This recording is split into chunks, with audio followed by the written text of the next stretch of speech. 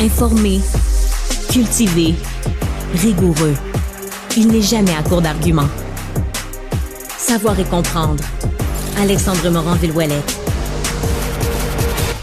Jordan, j'ai vu ça passer sur le web, je t'avoue, puis ma première réaction, ça a été de faire « Qu'est-ce que c'est ça? » J'ai commencé à voir des mèmes, des mimes sur le vice-président, ou du moins le candidat à la vice-présidence de Donald Trump, J.D. Vance, parlant de lui qui a des relations sexuelles avec des divans puis des fauteuils. Là, je t'avoue que celle-là, Jordan, va falloir que tu me l'expliques. Oui, c'est une drôle de réclamation, je te dirais. Puis, ça a sorti hier. Ça a été quand même assez populaire, pas populaire, mais assez couvert par les médias, mais pas tant... pas une dernière heure, mais n'importe qui suit un petit peu l'actualité se rend compte que c'était quand même assez profond, si je peux dire, comme nouvelle. En gros, c'est l'Associated Press qui sort là, pas si longtemps, en fait, avant hier, une nouvelle qui dit, et c'est ce qu'on appelle comment je dirais bien ça, une vérification de fait. Merci, c'est le terme francophone que je cherchais. Donc, vérification de fait. Donc, c'est un article qui est écrit, mais on est vraiment obligé d'appuyer sur des faits vérifiables. Donc, ils sortent ça et le titre, c'est « Non, J.D. Vance n'a pas eu de relation sexuelle avec un divan ». Déjà là, c'est une absurdité absolument sans nom.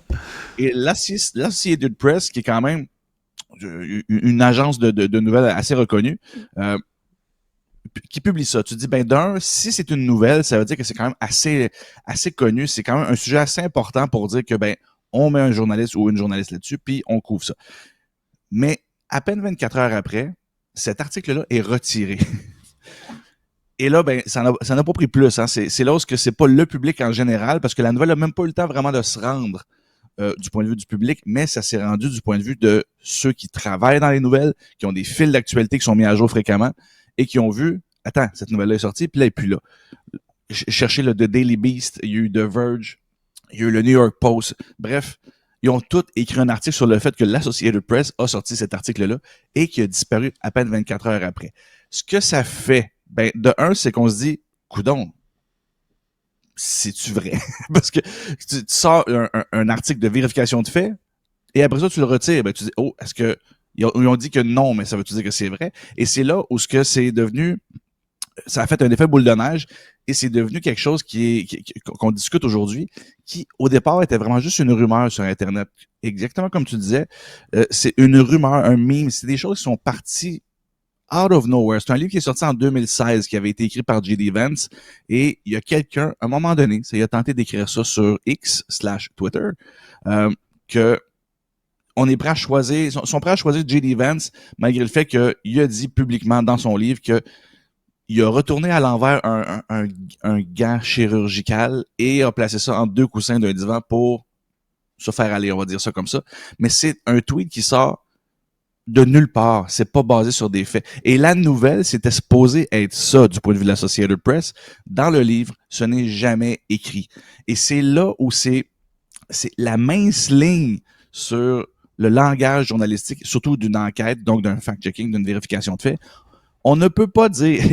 Et c'est là que l'Associated Press a vécu ce qu'on appelle l'effet Streisand. C'est-à-dire que l'effet Streisand, c'est un effet qui t'attire l'attention sur quelque chose que tu as essayé d'étouffer. Ça s'appelle l'effet Streisand parce qu'à une certaine époque, Barbra Streisand avait poursuivi un photographe qui avait fait un reportage photo sur les berges des États-Unis, je me souviens plus dans quelle région, et il se trouvait que dans la flopée de photos qu'il avait pris sur l'érosion des berges, il y avait la photo de la maison de Barbra Streisand, et elle l'a poursuivi pour ne pas qu'il publie cette photo-là. Fait en voulant cacher son immense maison, c'est devenu extrêmement populaire, ça a été couvert par les médias, et c'est devenu une tempête dans un verre d'eau. Là. Elle aurait juste dû rien dire, personne n'aurait rien su.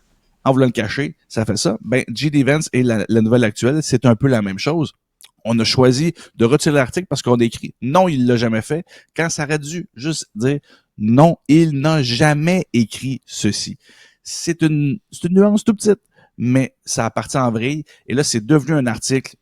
Et l'Associated Press n'a pas voulu, je dis jamais, c'est pas vrai, c'est récent, ils vont peut-être le faire aujourd'hui, mais ont juste retiré l'article, ils n'ont pas fait une mise à jour, ils n'ont pas ils n'ont pas changé le titre, ils n'ont pas fait un article pour dire on a mal écrit le titre ou on a mal... Parce que l'article en général était correct.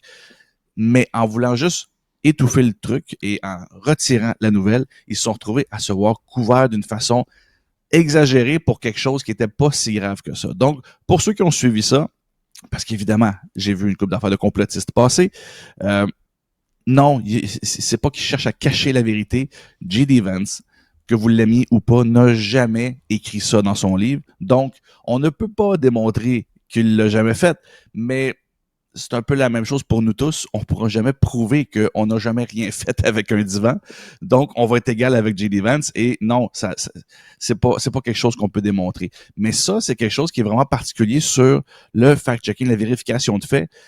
C'est quelque chose que les grands médias ont les équipes pour se permettre de faire ces articles-là et nous aider à voir démystifier le vrai du faux dans toute l'actualité qu'on peut voir sur Internet. On l'a vu il n'y a pas si longtemps, je pense que c'est mardi que j'en ai parlé, à quel point que les nouvelles nous viennent de partout dans des comptes obscurs, des choses absolument nowhere, mais que on couvre quand même l'actualité sur ces comptes-là. Ben, quand on a des sources sûres, comme l'Associated Press, qui ont des équipes d'enquête, qui ont des équipes de vérification ils ont un département d'éthique aussi. Hein. Quand tu sors ça passe à travers une quantité de départements pour confirmer que c'est correct. Ben, ça nous assure à nous de faire la lumière là-dessus, mais à l'inverse, c'est ça, c'est que cette rigueur-là, si elle, pour X, Y raison, est contournée ou le processus n'a pas lieu, faut pas juste retirer les choses, il faut s'assurer que on met de l'avant la vérité ou du moins qu'on explique les choix qui fait que soit on retire un article ou que on le mettra à jour. Donc J.D. Vance qui vient à peine d'arriver dans la course sans dire la vice-présidence, mais qui vient de vraiment officiellement collègue de Trump. C'est quelque chose qui va assurément lui coller à la peau. Mais c'est ça, sachez-le, ne suivez pas les mimes et surtout ne pensez pas que l'Associated Press a retiré l'article parce que c'est vrai. Non, pas malheureusement. C'est simplement que l'article était mal rédigé et que non, on ne peut pas prouver qu'il l'a fait, mais il l'a jamais écrit dans son fameux livre Hillbilly, comment ça s'appelle? Hillbilly Elegy en 2016, il n'a jamais écrit ce chose-là. Même si ceux qui le font, ceux qui disent qu'il l'a dit, on l'a tellement sûr de leur coup. Voilà, donc c'est un rappel important à faire. Et tu voulais me parler aussi ce matin, Jordan, de cette histoire là, de nouvelles technologies. J'adore, moi, tout ce qui suit l'intelligence artificielle, mais là, c'est un logiciel qu'on voulait utiliser là, dans l'exploration spatiale, ni plus ni moins, qui va peut-être servir à déconstruire ou à repérer les fameux deepfakes, hein, les photos trucages, les hyper trucages qu'on voit sur le web. Exactement. Ça devient vraiment de plus en plus un problème. Les hypertrucages, c'est des technologies qui sont de plus en plus accessibles, de plus en plus faciles à utiliser et de plus en plus efficaces, si on peut dire ça comme ça. C'est des chercheurs de l'Université de Hull, pas au Québec, mais en Angleterre, en Grande-Bretagne, qui ont sorti ça. En fait, c'est basé sur ce qu'on appelle le coefficient de Gini. J'ai l'air vraiment de savoir de quoi je parle. Je ne peux pas vous expliquer ce coefficient du tout. C'est des mathématiques.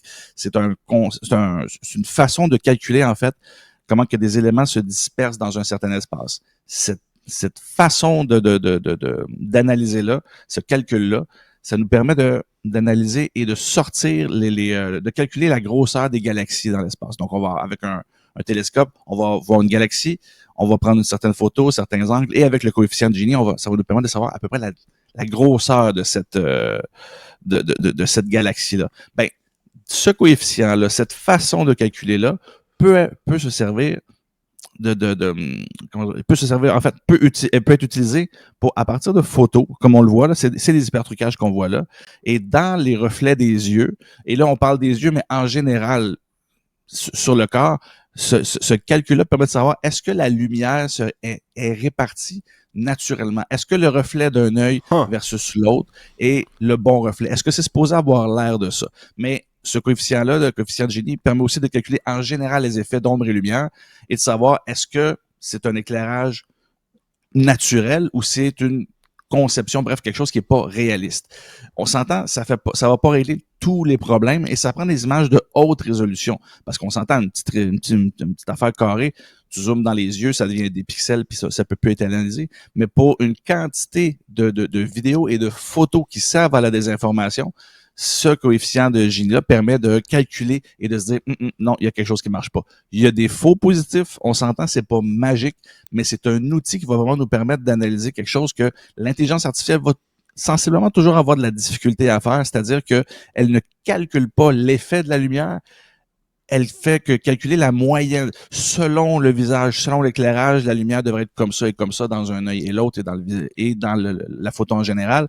Et ça nous permet de calculer à savoir est-ce que c'est réaliste ou c'est quelque chose qui peut pas, qui est juste esthétique. Ouais. Et ça donne un espèce de pourcentage à savoir, bon, ben, il y a X pourcentage de chances que ce soit une fausse image.